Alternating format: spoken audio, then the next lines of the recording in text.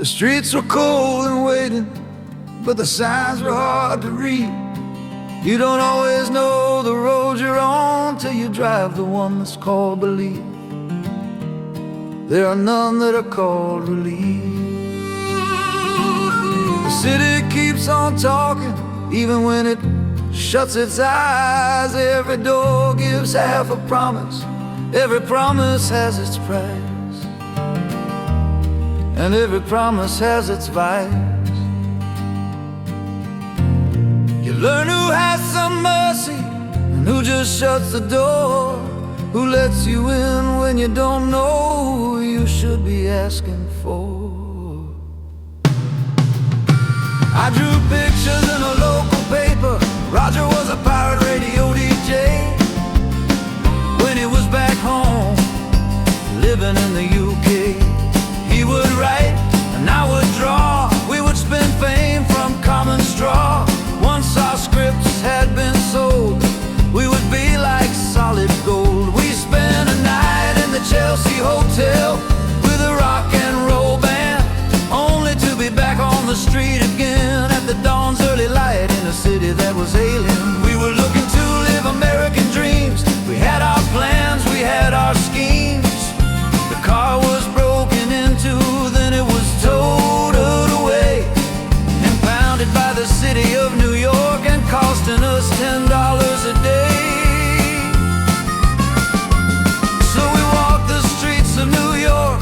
It was the winter of '68.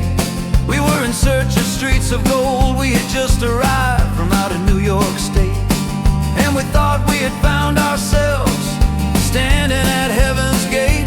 But we were just seeking shelter from the January cold. Roger wanted to be a stand-up comic, I wanted to be on the funny pages. But the city's dragons guard the palaces from animals like us, just released from our cages. A talent agent promised that fame would surely call, 'cause everybody knew somebody, but nobody knew us at all.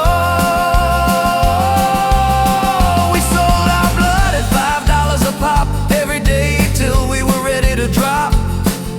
The agent lined us up with a black girl who lived in Harlem. So up Amsterdam Avenue we made our way, a temporary place for us to stay. Roger and she went over the act, both hope would lead to fame on the stage. A chance for both to turn a page, but she warned that her brother might come around. She said he would be unhappy to find some white boys living here, so we should hide out in the closet, try not to be found, and we would have nothing to fear.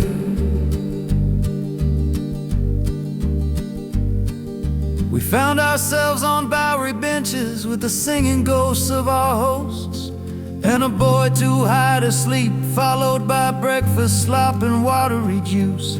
And promises nobody keeps, free in the car was $80 now since the time of the tow, and it was $10 more for each additional day. The shelter people asked what we needed assistance for, and then they told us no, till a woman smiled when Roger said petrol. She laughed and made our debt go away. We drove north, slow and freezing, the Adirondacks closing in, 25 miles an hour in the ice and snow, on a prayer and stubborn will. With frozen brake lines in the deep winter chill, we aimed for the snowbanks lining the streets, and with hard pulls on the handbrake, aim and trust. I finally stopped the car up against a snowbank wall. 24 hours on the road, we finally arrived in Montreal. Angels don't always sing, I guess sometimes they're just hanging around. But we were still breathing, we were still standing our ground. You learn who has some mercy and who just shuts the door, who asking for. Yes, the streets were cold and waiting, but the signs were hard to read. You don't always know the road you're on till you drive the one that's called belief. There are none that are called relief. The city keeps on talking even when it shuts its eyes. Every door gives half a promise, every promise has its price, and every promise has its vice. Every promise has its vice.